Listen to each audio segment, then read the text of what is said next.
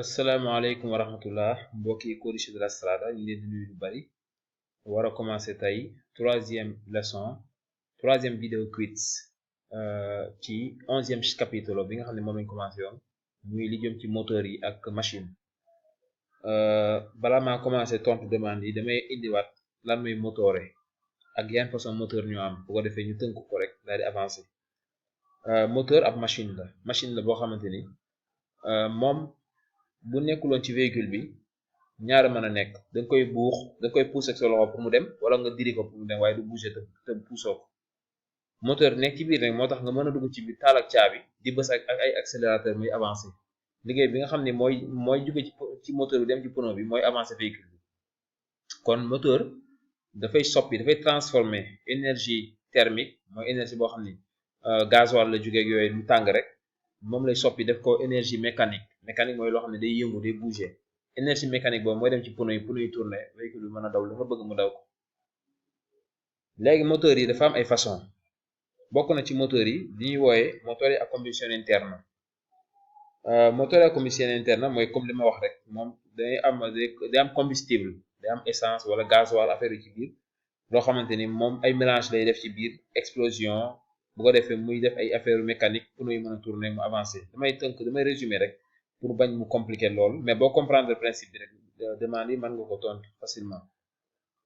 léegi buñ la laajee lan mooy moteur à combustion interne yan moteur ñooy moteur à combustion interne da ngay wax ne i motori a combustione interna si distinguono in motori a scoppio mu ne bu la ko laajee da ngay wax ni bokk na ci motori a scoppio se utilizzano come carburante benzina GPL fekkente ne li muy ay carburant bi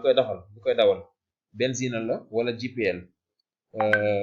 waaw wala gaz méthano yooyu ñooy motori a scoppio am na tamit ñuy wax motori diesel se utilizzano gasolio o biodiesel fekkente ne li muy utiliser pour daw gasoil la wala biodiesel ñaari façon moteur yi ñooy moteur à combustion interne à scoppio et diesel waaw bu ci nekk li koy doxal wax naa ko léegi bokk na ci moteur yi tamit li ñuy wax motori électrici moteur yoo xam ni courant koy doxal électricité moo koy doxal moteur yooyu nag bu fekkonte ni amoon nañ doole ñoo gën parce que du polluer lu bari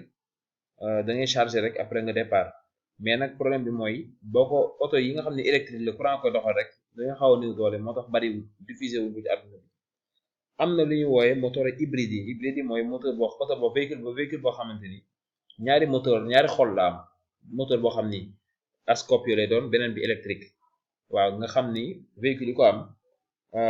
boo ko taalee bu fekkee da nga ne ci biir dëkk bi daw ndànk moteur électrique bi mooy dox boo demee bay daw nag ay 40 kilomètres heure wala 50 kilomètres heure à l'heure mu changé dem ci moteur kii bi à scoppio bi bu ko defee moteur boobu jamono ji muy dox mi ngi chargé waale moteur électrique bi batterie bi mi ngi koy chargé léegi ñu continuer fi njamono la ñuy tàmbalewaat dafa wax ne durante il funzionamento di un motore jamono ji nga xam ne moteur baa ngi fonctionné jamono ji muy daw di liggéey il calore che viene trasformato in energia calore tàngoor wi nga xam ne moom lañuy soppi def ko énergie meccanica viene ceduta all'esterno mu ne dañ koy génne ci biti tramite l'impianto di raffreddamento li koy génnee mooy impianto bi nga xam ne mooy seral moteur bi per evitarne il surriscaldamento li tax ñu mu am impianto di raffreddamento dañuy bañ mu tàngaay yu ëpp mën na ko lakk il motore ha 4 tempi yi bu fekkente ne suivre ngeen leçon yi da ngeen ko comprendre da ngeen ko xam li ñuy wax motore a 4 tempi è un tipo di motore termico mu ne xeetu moteur thermique la thermique moom foo ko déggee baatu thermique rek xamal ni am na essence wala gasoil loo xam ne tàng ci biir in grado di utilizzare vari tipi di combustibile nga xam ni moom mën naa jël ay combustible yu vari yu wuute façon combustible bu ne mën na ko utiliser mooy moteur à 4 tempi lu ci mel ni benzine mën na koy doxal wala am na ci yoo xamante ne gasoil moo leen di doxal am yoo xam ne méthano moo leen di doxal am yoo xam ne GPL am ci yoo xam ne sax alcool moo leen di doxal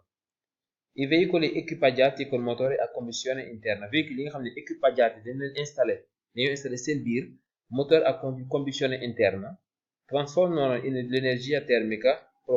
prodotta dalla combustione in energia meccanica disponibile alle ruote mu ne dañuy transformer énergie thermique bi nga xam ni moom la combustion bi def maanaam mélange gasoil avec air bi ci biir kii bi muy def combustion bi muy def mën da koy soppi def ko énergie mécanique boo xam ne da koy jëmale ci pneu yi mën a tourner oto bi mën a avancer. ñu jàll mu ne un motore a gasolio ci moteur yi nga xam ne gasoil li ñuy jël il turbocompressore dafa am ci moteur yooyu li ñu wooye turbocompressore sfruttando i gas di scarico ñoom dañuy utiliser gaz bi nga xam ne moo waroon génne ci pot d'échappement bi ñoom dañ koy récupérer pour utiliser waat ko mu ne utilisation boobu nag consente di aumentare la quantità di aria immessa nella camera di combustione day yokk air bi nga xam ne war a dem ci chambre combustion bi al fine di migliorare la combustione ed aumentare la potenza erogata bu ko defee nag combustion bi war a am ci biir chambre bi mooy mélange bi yeeg affaire yooyu war a am ci biir da koy améliorer tax mu gën a baax ba pare nag mu gën a yokk puissance bi nga xam ne moom la moteur bi soxla à parità di consumo par rapport ak li ngay consommer waaw maanaam day tax li ngay consommer du bari à parità di potenza erogata par rapport ak puissance bi nga xam ne moom la véhicule bi joxe un motore turbocompresso moteur boo xam ne dafa am turbocompressore motore turbocompresso consuma meno combustibile moom li muy consommer ci combustible carburant maanaam ci gasoil ci mooy gën a tuuti par rapport ak boo xam ne amu ko moteur boo xam ne am na turbocompressore li muy consommer ci gasoil par rapport ak puissance am moo gën a tuuti par rapport ak ki nga xam ne amul turbocompressore i motori turbocompressi motori yi nga xam ne am nañ ko consentono di recuperare parte dell'energia che va normalmente dispersa attraverso i gas di scarico mu ne day permettre li nga xam ni moom moteur bi pare woon na ci boo ko sànni ci biti moom da koy récupérer waat utiliser waat ko ba wàññi li ngay consommer kon turbocompressore lu am njëriñ la la sovralimentazione aumenta la densità dell'aria immessa nei cilindri mu ne alimentation bu ëpp day augmenter air bi nga xam ne moo war a dugg ci biir cylindre yi compito dell'intercooler li ñu woowee intercooler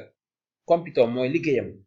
è quello di abbassare la temperatura moom njariñam mooy di abbassare day wàcce temperature bi dell'aria in uscita dal turbocompressore day wàcce temperature air bi nga xam ne mooy génnee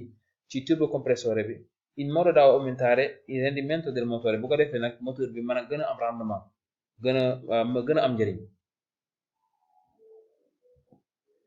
compito degli organi di scarico di un veicolo maanaam compito mooy njariñ yi nga xamante ni moom la organe di scarico yi am ci véhicule è quello di convogliare loolu mooy njariñam mooy convogliare mooy génne i gas di scarico verso l'esterno gaz yi nga xam ne moom la décharger moom ci impianto bi moo leen di génne ci biti moo leen di génne verso l'esterno maanaam ci biti oto buy daw ci ginnaaw dañu gis saxaar ci ginnaaw muy génn loolu impianto di scarico bi moo koy def wala organe di scarico noo ko mën a woowee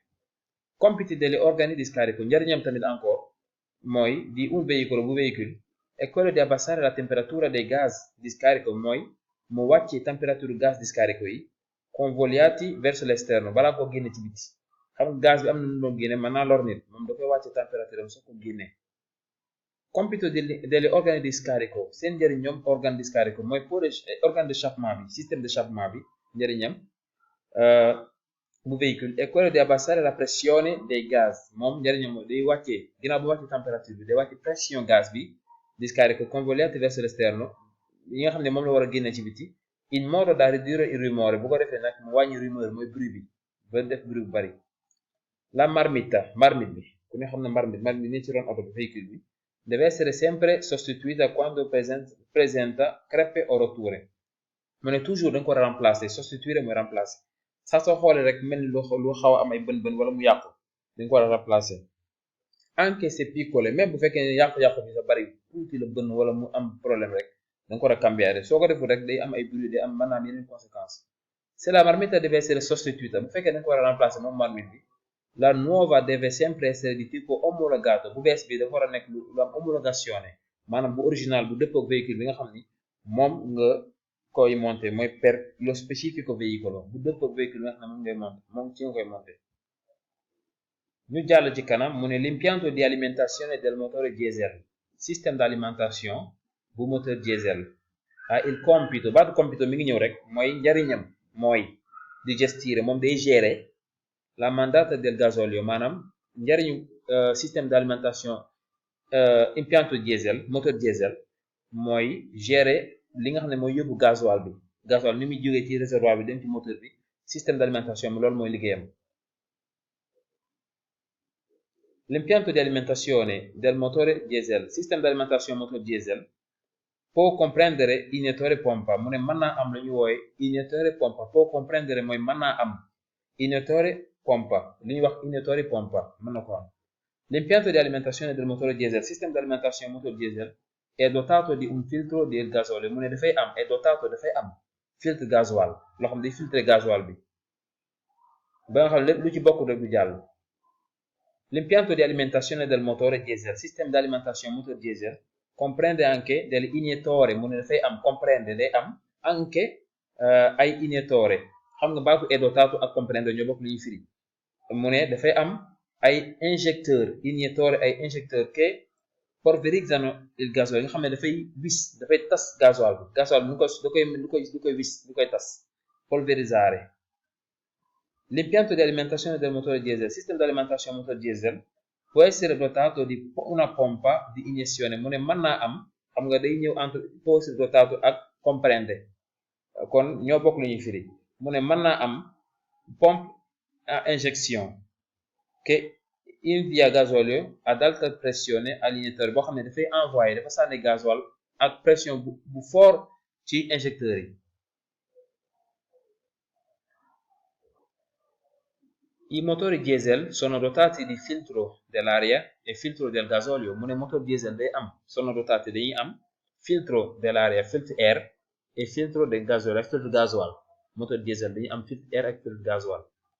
Nei motori diesel ci motor diesel l'acceleratore accélérateur bi regola la quantità di gasolio che viene iniettata nei cilindri moom day régler quantité gasoil bi nga xam ne viene iniettata boo xam ne dafay dem ci cylindre yi maanaam accélérateur bi lay gën a accéléré muy gën a sotti gasoil ci cylindre yi boo ko wàññee mu wàññi ko kon day régler quantité gasoil bi nga xam ne mooy iniettare moo sotteeku ci cylindre yi. Il filtro dell'aria di un motore diesel filtre à air bu moteur diesel deve periodicamente essere controllato mu ne boo toogee ba mu yàgg da nga ko war a contrôler sostituendo se necessario la cartuccia filtrante mu ne bu ko jaree sax